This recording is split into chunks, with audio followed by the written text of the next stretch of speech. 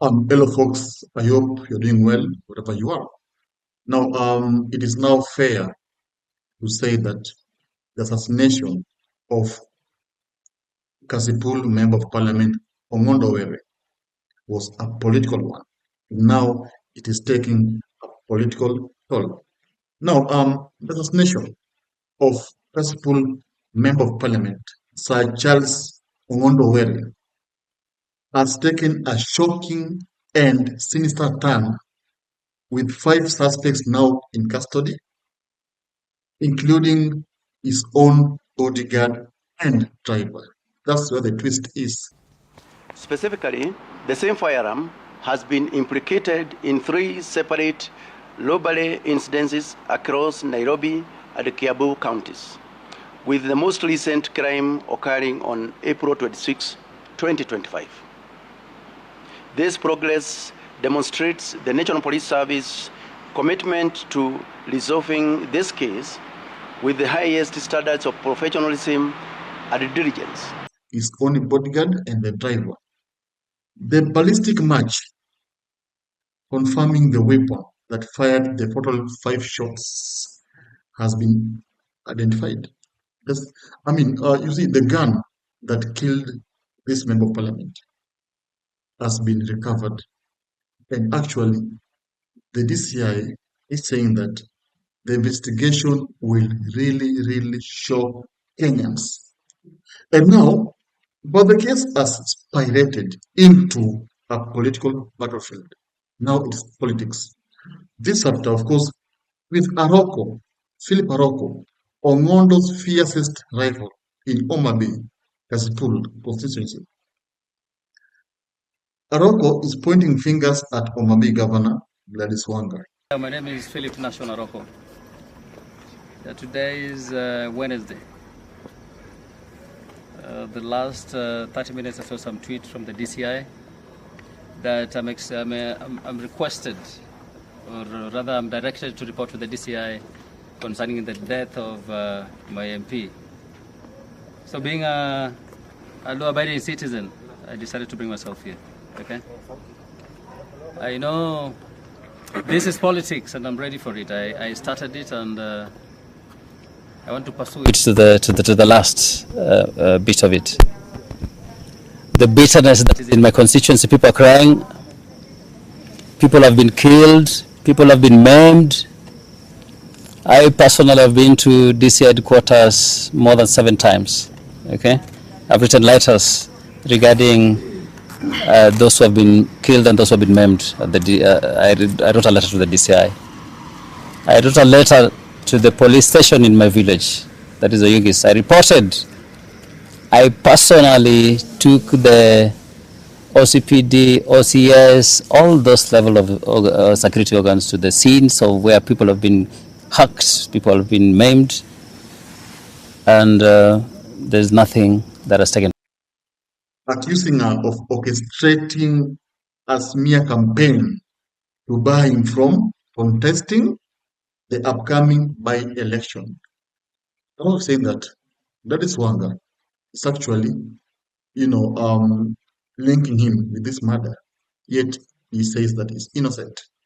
And he says that Gladys Wanga is just trying to lock Philip Aroko out of the by-elections. Remember, when a member of parliament is dead or has died, there has to be a by-elections for someone to fill vacancy. And now, Philip Aroko, as Ong'Ondo's fiercest rival, will of course contest. And that's why Aroko is someone to investigate in this matter. That's why Aroko was ordered yesterday by the DCI to show up the nearest police station, and because there were some questions that the DCI wanted to ask him. And actually, the DCI saying that there is a close connection between Aroko and these 5 suspects. And that's what is being questioned about. Now, of course, the twist here is the gun that changed everything. Why? There's a breakthrough in the case. Once a gun is recovered, of course, the owner of the gun has to explain why his gun was used to kill Ong'Ondo. And Ong'Ondo, and by of course explaining that, the owner of the gun will have to say who gave him that money. Now, ballistic tests confirmed the murder weapon. Of course, you have said that. And the gun that fired the 5 shots has been identified. You have said that, linking it directly to the crime scene. This gun now is the crime scene. Now we have the murderer. Now he's known because it's the owner of the gun. 5 suspects, of course, were arrested yesterday. And what, of course, shocked the entire nation was this bodyguard. And even from the start, I remember there's a member of parliament who was really doubting this bodyguard. And now it is now believed that this bodyguard had paid the owner of the vehicle that dropped this gunman, allegedly. Yeah. And that's why this bodyguard has been arrested. And also the driver, Ong'Ondo, it's believed that he probably was the person who was driving Ong'Ondo to his death. No, it's a sad case because it shows you how cruel the world is. The people you entrust your life with are actually the people who are actually leading you to your death. Now, that's another story. Now, the story that I think we need to focus on here is that Aroko versus Wanga, because now it is becoming a political war between Aroko and Wanga. Aroko exploitive claims is that the politician has accused Governor Gladys Wanga of using the murder investigation to destroy his political career. Why do you think Aroko now is turning this story into politics now? Because the matter is death of the MP, a sad situation. But now Aroko is changing this story into uh, politics. He wants Kenyans to believe that all these accusations, all this mentioning of my name is all politics. That's how I see, that's what happens in political scene. When you accuse a politician about something, he changes the story as politics. That's, I think that's a technical way of avoiding responsibilities. But imagine, but again, I'm not saying that Aroko is guilty. I'm just saying that the matter is still being investigated. So I don't think Aroko was okay to accuse a pointing finger to Gladys Wanga. Because Wanga herself said that she doesn't have anything to do with this investigation. So some people are saying that this might be diversionary tactics. Anyway, allegation for each squad. There's not allegation for each squad. No, Aroko claims that Wanga has network of enforcers on a payroll. He said that in the morning. He's saying that these people are responsible for terrorizing and killing Mabe residents. Yeah, I will say that in Obe County, there's a gang that their main work is to terrorize people, actually frustrate the people who are having different opinion from the governor, even kill the people. That's what Arok is saying. That is not turning the accusing finger Gladys Wanga. So these two people are now accusing each other. So who killed Aroko? Who killed who killed Ong'Ondo? Because now, of course, the DCI has not come out and said that this powerful person is the person who paid these 5 suspects. It's still being investigated. Now, Wanga denies involvement. In the morning, today when they were ferrying Ong'Ondo's body from Abe, she said in a press conference that she doesn't know anything to do with the matter, of course, because Ong'Ondo was her friend. And Wanga has dismissed the accusations, urging residents to remain peaceful and allow investigations to do their job. Yes, she said that. Let people remain peaceful and let the investigative body do their jobs. That's what she said. So let us go to the bigger picture now. We have said all this. Let us go to the bigger picture. The bigger picture Is it a political assassination or a power struggle? Yeah. Is it a political assassination or a power struggle? Because um, Ong'Ondo were eliminated for political reasons. That's a very strong point. Of course, 90% of Kenyans believe that the death, the murder, the assassination was all politics. His rising influence in Kasipul may have made him a target. When you look at the Ong'Ondo's clips, this man was persuasive, this man was loved. You can easily tell the way, in politics, it's about how you connect with your people. And Ong'Ondo knew how to connect with his people. And when you look at his clips, because so many people don't know Ong'Ondo before, so many people in Kenya didn't know Ong'Ondo.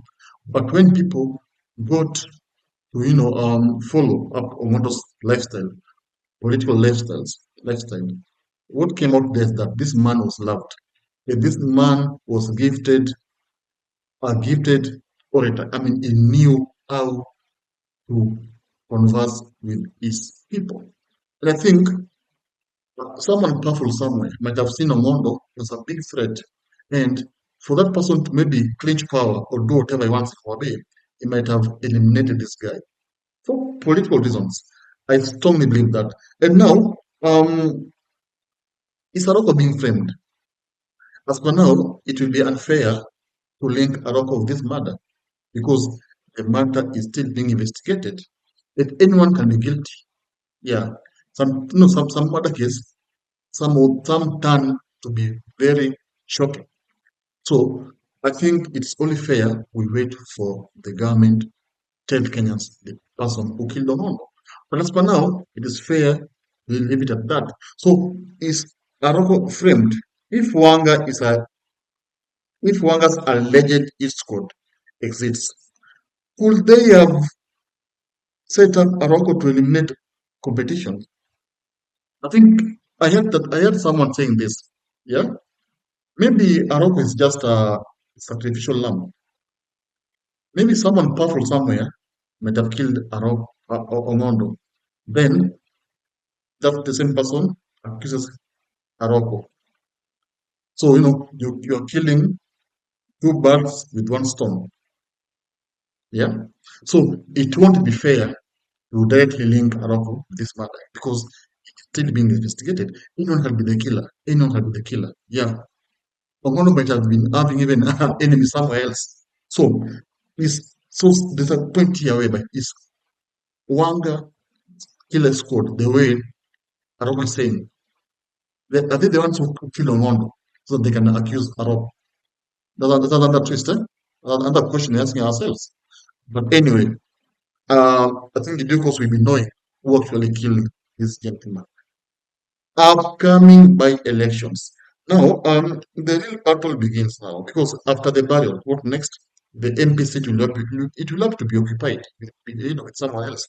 And now, with Ong'Ondo where gone, of course, the fight for the seat will begin. And I think Aroko will be the key contestants. And I think Aroko will stand a chance because he was the nearest, fiercest rival to Ong'Ondo. So probably the people of Oma Bay might choose him. But again, that will depend on how this investigation will go. If at all, it will be found out that he's the one who did all this. He won't vie. He'll be barred from vying. In fact, even ODM will not even give him the ticket. And in Omadi, you can't win without ODM. That's the reality. You cannot win in Omadi without ODM ticket. So if at all Ong'Ondo was the person involved, he'll be denied the ticket. Yeah, that's the reality. So that will depend on how this investigation will unfold. Now, that's what's happening. Now, what next? Of course, the CI is going to interrogate, and the CI do their job. And of course, Governor Wanga allegation will also be investigated because Wanga is accusing Aroko. That's what's coming out. And Governor Wanga believes that Aroko is the person who did all this. And on the other side, Aroko believes that Governor Wanga might have known or knows who did this. So it's something that I think is being investigated. But you, as my viewer, you tell me, do you really think that these two leaders who are alive, do you think one of them is knows what killed this gentleman? Or do you think there's an outside force that, of course, is connected with all this? Tell me in the comment section.